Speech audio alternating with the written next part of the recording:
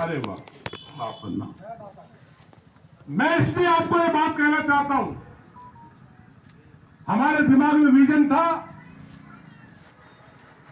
UGR से लेकर बड़ा घर से लेकर यहां अस्पताल तो इन्होंने कैंसिल करा दिया, उसके कागज भेजे थे मैंने, वरना अब तक वो बन गया होता अगर मैं एक चुनाव जीत गया होता। बिजली के दाम बढ़ने लगे थे, मैं भूख हड़ताल पर बैठ गया था, मैं भीख मांगी थी मैंने कंपनियों के खिलाफ। 5 साल में रात दिन एक ही चिंता होती थी कि लोगों के काम में कोई दिक्कत नहीं आनी चाहिए। अब आज क्या हो रहा है, जब घर बैठे हराम के नाम पर, पार्टी के नाम पर वोट डल जाए तो सीवर साफ करवाने की जरूरत नहीं है। ये मुकेश शर्मा आपको कहने आया है। अब की बार काम करने वाले को वोट डालिए। मैं चुनाव के लिए वोट मांगने नहीं आया, कहीं ना चुनाव है अभी, और मैं तो यहां तक तैयार हूं। मोहन गार्डन के लोग, उत्तर नगर के लोग, विकासपुरी के, विकास नगर के लोग एक महापंचायत करके, आप छोड़ो मुकेश शर्मा को, एक्स को, वाई को, जेड को, महापंचायत करके अपने रेजिडेंट के एक ऐसे कैंडिडेट को खड़ा करो जो लोगों की चिंता कर सके, लोगों के काम कर सके, जिसको काम करना आता हो। ये मुकेश शर्मा को कौन से चेंज की बात करते हैं? बड़ी आसानी से कह देते हैं साहब सरकार नहीं बनेगी तो कोई क्या कर लेगा। मैं जवाब देता हूं, मैं 1993 में जब जीत के गया, हम सिर्फ 14 एमएलए थे। खुराना जी दिल्ली के मुख्यमंत्री थे पहले, फिर साहब सिंह वर्मा जी बने, फिर सुषमा स्वराज जी बनी। लेकिन उस समय में जब मैं विपक्ष में था तो भी मैं काम करता था। पता नहीं किसी को भूख हड़ताल का जमाना याद है, बिजली नहीं थी यहाँ पर। 13 दिन हंगर स्ट्राइक में बैठा था और लेफ्टिनेंट गवर्नर थे विजय कपूर, मुझे अभी तक याद है विजय कपूर।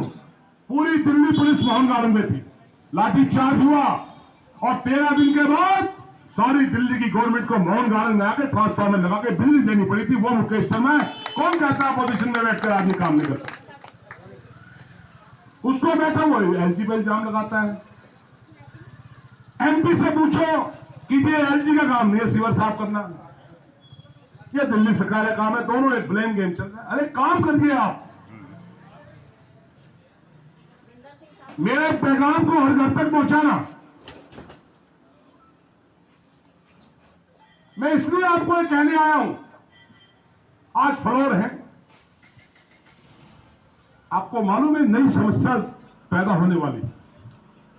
मैं तो किसी के घर बाई दिए 600-700 गज में 30-40, 50, 60, 70 फ्लैट था। किसी ने मुझे बुला लिया चाय पे कि मुकेश जी हमारा कोई काम है। मैं कहा अच्छा मैं आता हूं। मैंने बोला तुम्हारा ड्राइंग रूम इतना बढ़िया है, लेकिन तुम्हारा जो कॉमन जीना है, कोर्ट यार्ड, उसमें गंदगी पड़ी है। उसने कहा जी कॉमन जगह कोई नहीं ठीक करता, अपना अंदर का फ्लैट ठीक रखो, बॉम्बे स्टाइल। आखिर इस पे भी कभी ना कभी सरकार को योजना लानी पड़ेगी। कौन ला सकता है जिसके पास विजन हो, सोच हो। इस मोहन गार्डन के हालात क्या थे, पूरी अस्पताल विधानसभा क्षेत्र के हालात क्या थे। 93 में जब मैं पहली बार एमएलए बना तो एच ब्लॉक तो अस्तित्व में भी नहीं आया था। 2 एच ब्लॉक हैं, एक E2 के ब्लॉक में एच ब्लॉक है, एक ये एच ब्लॉक है। और जितना मुझे याद है, आदमी की याददाश्त बहुत कम होती है, मेरी याददाश्त ठीक है। अगर मैं सही हूं,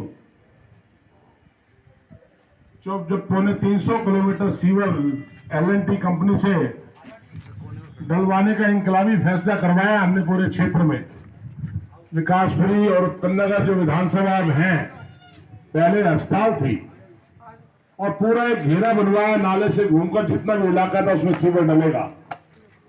और उसी एच ब्लॉक में एक हवन पूजन होकर मैंने सीवर डालने का काम शुरू करवाया था। पता नहीं किसी को याद है या नहीं? याद है? मैं गलत तो नहीं बोल रहा? मैं जहां गलत बोलूं बता देना। हवन पूजन होके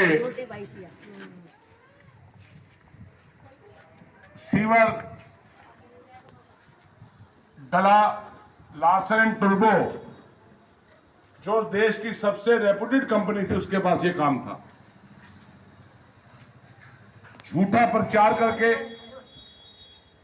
झूठ बोलकर 2013 में, और आज सौभाग्य से ऐसे दिन में एच ब्लॉक में आया हूं जब गांधी जयंती, लाल बहादुर शास्त्री जी का जन्मदिन, और इसी गांधी जयंती पर गांधी जी ने नारा दिया था स्वराज का। दिल्ली के लोगों को भी 1993 में स्वराज लाने के नाम पर ठगा गया था। पता नहीं किसी को याद है या नहीं कि हम दिल्ली में स्वराज लेकर आएंगे। 2013 में भी मैं चुनाव हारता नहीं। जब 2008 में मेरी टांग में मल्टीपल फ्रैक्चर था और मैं आ नहीं सका था लोगों के पास, उस वक्त लोगों ने मुझे चुनाव जिताया, तो मेरा भी धर्म और फर्ज था, मैं काम करता लोगों के। 2013 में एक पार्टी आई, 29,000 वोट, 29,000 वोट वो पार्टी ले गई। 8,500 वोट एक टॉर्च वाला ले गया और मैं 5,500-6,000 वोट से हार गया। वो सारी वोट हमारी थी।